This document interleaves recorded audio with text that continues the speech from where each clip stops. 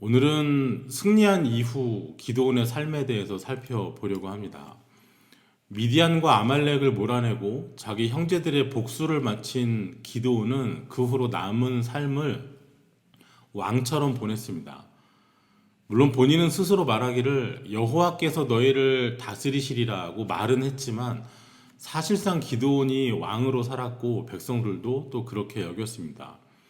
그래서 어떤 사람들은 기드온을 성공한 사사로 평가하기도 합니다. 하나님의 부르심을 받았고요. 그 뜻에 따라서 승리했고 나라는 그가 살아있는 동안에 평안함을 누렸기 때문입니다. 자식들도 많이 낳았고 부유하게 살았고 권력을 가지고 있었고 고통 없이 살다가 죽었기 때문입니다. 하지만 성경은 분명히 말하기를 기드온과 그 집에 올무가 있다고 했습니다. 장차 기드온의 자손들에게 또 이스라엘 백성 모두에게 거침이 되고 넘어지는 이유가 되는 신앙적인 생명을 위협하게 되는 올무가 기드온의 남은 생애 동안 만들어지고 있었습니다. 기드온은 사사로서 미디안을 물리치고 군사적인 평안을 가져왔습니다. 하지만 정작 고난의 원인이 됐었던 하나님 앞에서 행했던 악행은 여전했었습니다. 오히려 악을 제거하기는커녕 기드온이 악을 하나 더 보태고야 말았습니다. 오늘 기드온의 이후의 삶, 그의 나머지 생애를 통해서 우리가 하나님 앞에서 어떤 모습으로 서야 하는지를 생각해 보면 좋겠습니다. 오늘 본문의 첫 구절인 22절에서 이스라엘 사람들이 기드온에게 요청하죠. 당신과 당신의 아들과 당신의 손자가 우리를 다스리소서. 그저 기드온을 향해서 당신이 우리를 다스리면 좋겠습니다가 아니고요. 당신의 아들, 손자, 이 가문이 왕가가 되어달라는 말입니다. 사람들 요구에 따르면 기드온을 초대 왕으로 하는 기드온 왕가가 이스라엘의 시작이 되는 것입니다. 하지만 사사는 왕이 아니죠. 사사는 외적을 무찌르고 이스라엘 민족을 구원하는 데 쓰임받는 사람들이지만 그 자리가 아들에게 세습되지는 않습니다. 본인이 죽으면 어떤 권리나 자격도 자식에게 대물림되지 않는 것입니다. 지금 백성들은 기드온더러 사사로 끝나지 말고 왕이 되라고 요구합니다. 백성들에게는 나름 이유가 있었습니다. 이스라엘에 거듭해서 이 반복되는 이방인들의 침략을 맞서려면 기드온 같은 강력한 사람, 하나님으로부터 도움을 받는 사람이 필요한 것이죠. 그런데 기드온이 사사로 끝나면 그냥 죽고 끝나버리면 다시 이스라엘에는 이런 강력한 지도력을 가진 지도자가 없어지게 됩니다. 그러면 또다시 외적이 쳐들어왔을 때 대항하기가 힘이 들 거라고 백성들은 판단을 한 것이죠.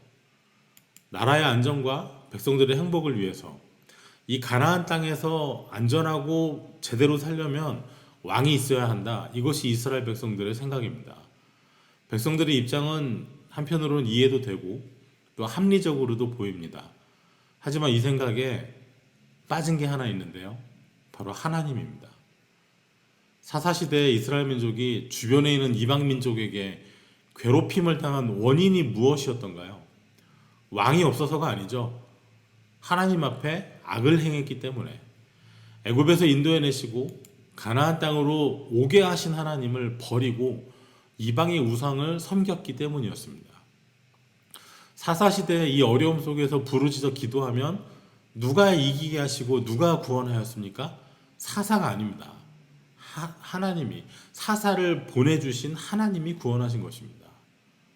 32,000명의 군사 다 돌려보내고 300명만 남아서도 이겼습니다.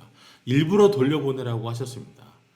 사사가 잘나서가 아니라 군사적으로 뛰어난 지도자가 어느 날 갑자기 출현했기 때문이 아니라 하나님께서 이기게 해주셨다는 사실을 백성들이 알아야 했기 때문입니다. 하지만 지금 백성들은 하나님을 생각하지 않습니다. 왕이 없기는 왜 없습니까? 하나님이 왕이십니다. 이스라엘 백성들이 하나님을 왕으로 인정하지 않기 때문에 일어난 위기를 눈에 보이는 사람을 왕으로 세워 모면하려고 하는 것이죠. 잘못된 생각입니다. 오늘 우리가 서 있는 자리, 우리의 현실, 아무리 우리가 정확하게 보고 분석도 하고 철저하게 해도요, 하나님 없이 하나님을 제외하고 보고 있고 하나님을 제외하고 계획을 세우고 하나님을 빼놓고 내린 결론이라면 다시 생각해 볼 필요가 있습니다. 하나님 빼고 보면 잘 못 봅니다. 하나님을 생각하지 않고 계산하면 틀린 답을 얻습니다. 하나님 없이 가면 아무리 조심해서 가도 제대로 갈 수 없습니다. 하나님 빼고 상황을 판단하지 말아야 하겠습니다. 하나님을 제외해놓고 앞으로의 일을 가늠하지 말아야 하겠습니다. 백성들의 요구에 대해서 기드온이 이렇게 대답을 합니다. 기드온이 그들에게 이르되 내가 너희를 다스리지 아니하겠고 나의 아들도 너희를 다스리지 아니할 것이요 여호와께서 너희를 다스리시리라 하니라. 옳은 말입니다. 바른 말을 했습니다. 이스라엘을 다스리시는 분은 오직 하나님이시죠. 기드온은 왕의 자리를 갖지 않았습니다. 잘했습니다. 그런데요, 말은 이렇게 했는데 그가 실제 살아간 모습은 그렇지가 못했습니다. 다스리지 않는다고 했는데, 왕이 되지 않겠다고 했는데, 기드온이 이제부터 하는 일, 앞으로 하는 일은 왕들이 하는 일, 그것도 이방 나라 왕들이 하는 일이었습니다. 사실 이미 기드온은 그를 모르는 사람들이 봤을 때도요, 금방이라도 곧 다음에 왕이 될 것 같은 사람의 모습이었습니다. 이 사건이 있기 바로 직전에 기드온이 미디안의 왕들인 세바와 살문나를 죽일 때 이런 대화가 있었습니다. 이에 그가 세바와 살문나에게 말하되 너희가 다볼에서 죽인 자들은 어떠한 사람들이더냐 하니 대답하되 그들이 너와 같아서 하나같이 왕자들의 모습과 같더라 하니라. 예전에 세바와 살문나가 기드온의 형제들을 죽였었습니다. 기드온이 묻습니다. 그때 그 사람들이 어떻게 생겼더냐고 묻죠. 근데 그 사람들이 기드온하고 꼭 닮았습니다. 왜냐하면 한 어머니에게서 나온 형제들이기 때문입니다. 그런데 처형을 앞둔 세바와 살문나가 혹시 모를 가능성을 붙잡고 기드온에게 듣기 좋은 말을 하고 있죠. 근데 지금 누가 왕자처럼 보인다는 말입니까? 그들이 너와 같아서. 지금 기드온의 말이, 행동이, 행색이 기드온을 보면 한눈에 드는 생각이 앞으로 왕이 될 수 있는 왕의 아들처럼 보인다는 말입니다. 기드온 스스로 말하는 것처럼 므낫세 지파 중에서도 지극히 작은 별 볼 일 없는 사람이 아니라 왕가의 자식처럼 이미 보이고 있다는 말입니다. 기드온은 미디안의 이 두 왕을 죽인 이후에는 왕들이 타던 낙타의 목에 걸려있던 초승달 장식을 본인이 가집니다. 달을 숭배하는 이방인들이 초승달 장식을 만들어서 말이나 낙타에 걸곤 했는데요. 왕들이 타던 낙타의 목에 걸었던 것이니까 굉장한 귀중품이죠. 전리품입니다. 그런데 그냥 전리품이 아니라 상대 국가의 왕이 가졌던 물건을 빼앗았습니다. 이게 보통 상황 같으면 누가 갖는 거겠습니까? 당연히 왕이 있다면 왕이 갖는 것입니다. 왕이 직접 적국의 왕을 죽이지 않았어도 신하들이 가져다가 바치게 되겠죠. 그렇다면 이 전리품은 누구에게 돌려줘야 하는 것이겠습니까? 사실은 하나님 앞으로 드렸어야 하는 것이 맞습니다. 이스라엘 사람들이 기드온을 향해 당신과 당신의 아들 손자들이 우리를 다스리라 요청하는 것은 바로 이 사건을 목격한 직후의 일이었습니다.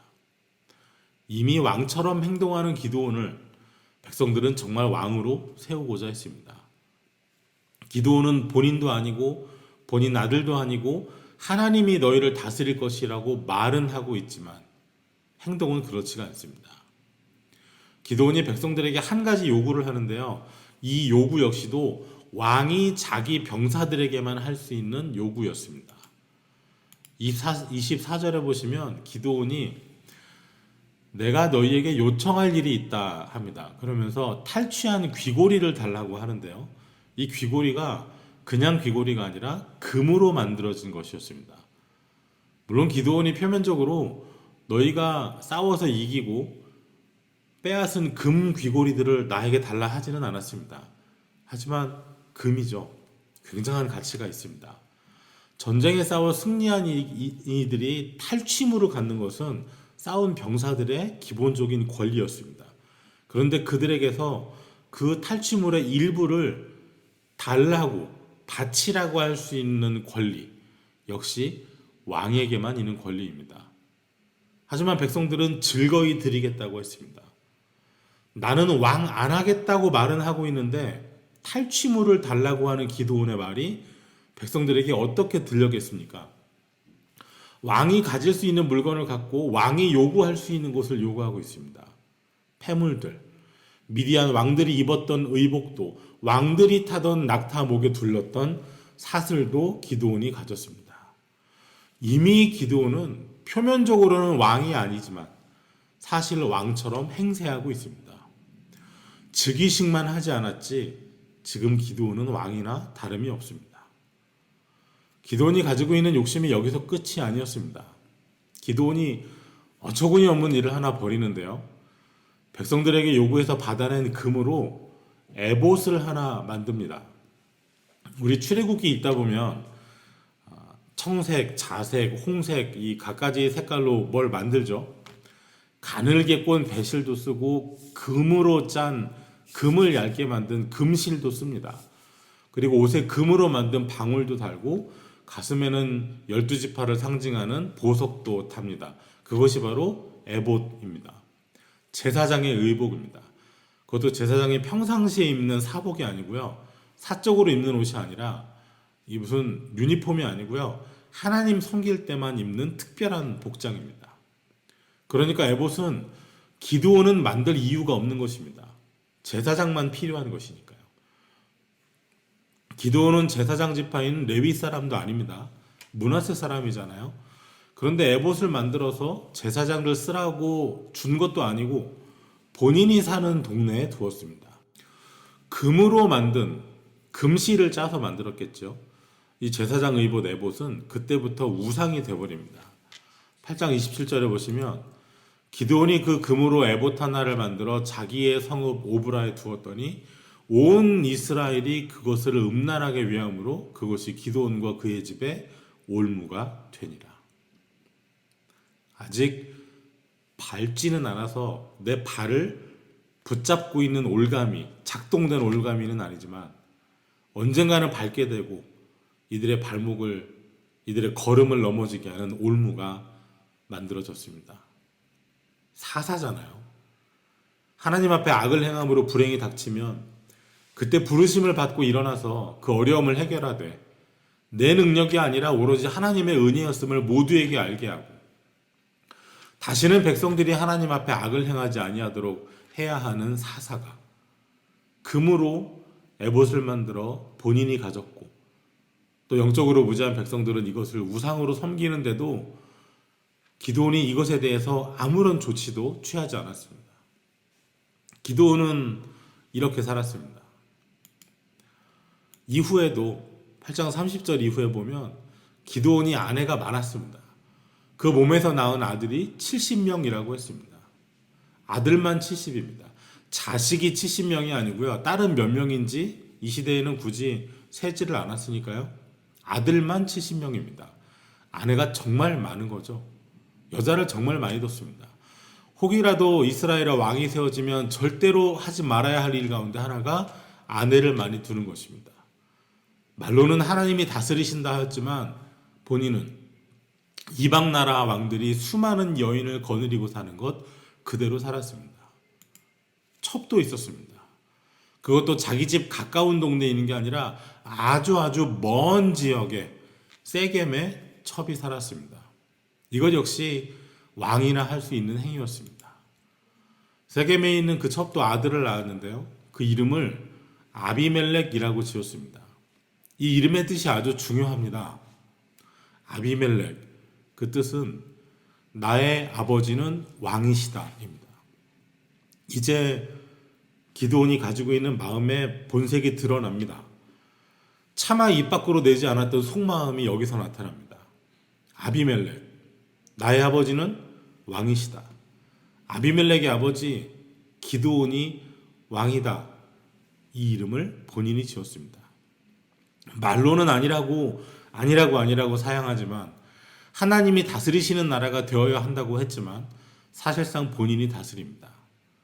왕의 옷과 왕의 물건을 가지고 탈취물을 징수하고 에봇을 만들어서 군사적인 영향력뿐만 아니라 영적인 영향력마저도 가지려고 하고 이방 나라 왕들처럼 수많은 여인을 두고 살고 많은 자식을 낳고 끝내는 첩이 낳은 자식의 이름을 내 아버지가 왕이시다 라고 짓기까지 했습니다.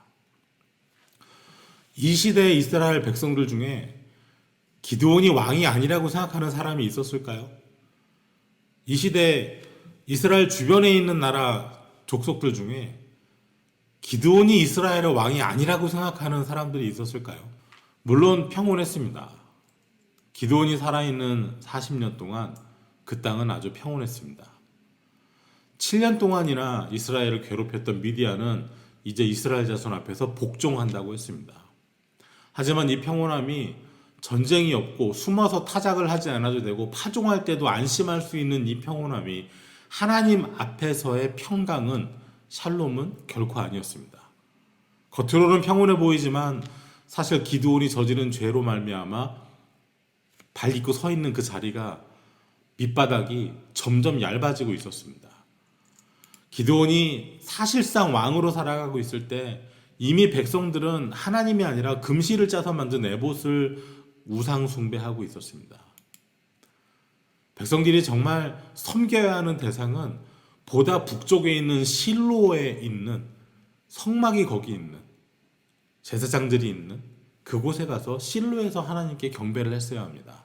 그런데 이 백성들은 왕처럼 살고 있는 기드온이 살고 있는 오브라에 가서 저 에봇을 향해 경배했습니다. 살얼음팔처럼 얇았던 이 바닥은 기드온이 죽자마자 완전히 무너져 버립니다.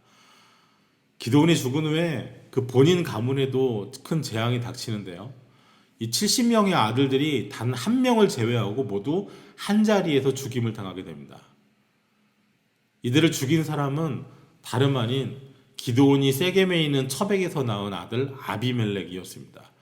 아비멜렉은 내 아버지는 왕이시다라는 이름처럼 기드온이 죽고 나니까 이제는 본인이 왕위를 물려받기 위해 다른 모든 형제를 죽이고 스스로 왕위에 오릅니다. 그리고 이 시대 백성들은 다시 극도의 우상 숭배로 더 깊이 빠져들게 됩니다. 40년간 있었던 평온함은 절대로 하나님 앞에서 누리는 평강이 아니었습니다. 우리 스스로 좀 물었으면 좋겠습니다. 지금 우리는 평온한가요? 지금 여러분은 평온하신가요? 별일 없이 잘 지내시나요? 특별히 큰 병 없고 하는 일 괜찮고 아이들 잘 자라고 있고 별일 없이 잘 지내는 어쩌면 우리의 평온함이 기드온 시대의 평온함이 돼서는 안 되겠습니다. 기드온은 이미 왕이 돼 있었습니다. 기드온은 이미 신앙적으로는 넘어진 상태였습니다. 입으로는 하나님이 다스린다고 했지만은 욕심을 품고 왕들의 물건을 탈취물을 거뒀고 스스로 왕처럼 살아 하나님 앞에서는 범죄하고 넘어진 사람이 바로 기드온이었습니다. 승리하시기 바랍니다. 다만 승리한 이후에 넘어질까 조심해야 하겠습니다. 시작은 은혜입니다. 겁 많은 사람을, 두려운 사람을, 의심 가득한 사람을 하나님 찾아오셔서 불러주시고 기다려주셨고 끝내 하나님이 주시는 승리를 눈앞에 실현하는 사람이 됐습니다. 그러나 이 승리의 공로를, 영광을 하나님께 돌리지 아니한 기드온은 결국 본인이 왕이 되어버렸고 그때 일어난 모든 일들은 기드온과 그의 자식들에게, 민족에게 칼날이 되어 돌아왔습니다. 기드온의 입술은 언제나 하나님을 이야기했었습니다. 우리를 이런 식으로 대접할 수 있느냐고 따지는 에브라임 지파를 향해서 하나님이 원수들을 너희 손에 넘겨주셨다라고 말했었습니다. 자기의 요구를 거절하는 숫곳 사람들을 향해서는 여호와께서 원수를 내 손에 넘겨주실 것이라고 장담했었습니다. 세바와 살문나를 처형하는 자리에서도 기드온은 여호와의 살아계심을 두고 맹세한다고 하였고 왕이 되어달라는 백성을 향해서 여호와께서 너희를 다스리시리라 이렇게 말했습니다. 이 사람의 입에서 나오는 말은 다 옳은 말이었고 다 신앙적인 말이었습니다. 하지만 거기서 끝이었습니다. 하나님께서 이루어 주신 놀라운 은혜와 승리가 무색하도록 그의 삶은 죄로 곧장 이어져 있었습니다. 오늘은 종교개혁주일입니다. 중세시대 로마교회가 가지고 있었던 죄와 부조리에 대항해서 개신교가, 지금 우리가 아는 교회가 출현했습니다. 개신교회, 개혁파 교회들, 루터를 이야기하고 칼빈을, 찌빙글리를 말하고 초대교회 시대의 근본적인 신앙을 추구하자는 여러 가지 표지들, 여러 가지 말들이 오늘 주일 나누어지겠지요. 다 맞는 말입니다. 다 성경적이고 다 신앙적입니다. 하지만 교회가 교황제도 잘못됐다고 손가락질하고 저항하던 교회가 이제는 담임 목사가 왕처럼 군림하고 또 교회의 특정 직분을 가진 사람들이 교회를 운영하고 교단의 정치는 돈으로 움직이고 왕위를 물려주듯이 교회를 자식에게 물려주기도 하죠. 개혁교회라고 하는 신앙적인 표지는 옳습니다. 그러나 이 표지를 들고 있다고 해서 그 사람이 옳은 사람이 되는 것이 보장되는 것은 아닙니다. 우리 공동체는 이제 세워진 지 31주년이 됐습니다. 사람으로 치면 30대 초반을 지납니다. 우리는 여전히 연약합니다. 우리 공동체가 신앙적으로, 성경적으로 옳은 표지만 들고 있는 교회로 끝나면 안 되겠습니다. 우리는 말로는 주님이 우리의 왕이시라고 고백하지만은 사실은 내가 왕으로 살아가는 자리에 서서는 안 되겠습니다. 가지고 있는 표지는 하나님 사랑하고 이웃을 사랑한다고 하지만 실제로는 내가 사랑받는 것만 생각하고 내가 원하는 것만 믿음을 통해 이루려고 하는, 이웃을 위해서 내 것 내놓는 것에는 인색한 사람들이 되지 말아야 하겠습니다. 기도원이 맺은 열매가 무엇인지 눈여겨보시기 바랍니다. 마태복음 7장 20절입니다. 이러므로 그들의 열매로 그들을 알리라. 기도원이 했던 말들이 아니라 그가 살았던 행적이, 그가 맺은 열매가 그를 보여주듯 우리의 진짜 모습, 우리의 진위는 마찬가지로 열매로 증명될 것입니다. 우리의 마지막 순간 주님 앞에 설 때 어떤 열매를 우리가 보여드릴지 이 본문의 사건을 통해서 깊이 묵상하는 한 주간 되시기 바랍니다. 기도하겠습니다. 하나님, 오늘 우리가 가지고 있는 신앙의 색채나 표지만이 아니라 우리의 삶이, 우리 믿음의 열매가 주님 앞에 합당하게 되기를 구합니다. 우리의 기도와 간구가, 우리의 찬양이 주님 앞에 드려질 열매로 증거되게 하여 주시옵소서. 하나님 앞에 내놓기에 부끄럽지 않은 합당한 열매를 맺게 하여 주시옵소서. 부르심에 합당한 사람으로, 받은 은혜에 걸맞는 사람으로 서게 하여 주시옵소서. 예수님 이름으로 기도하옵나이다. 아멘.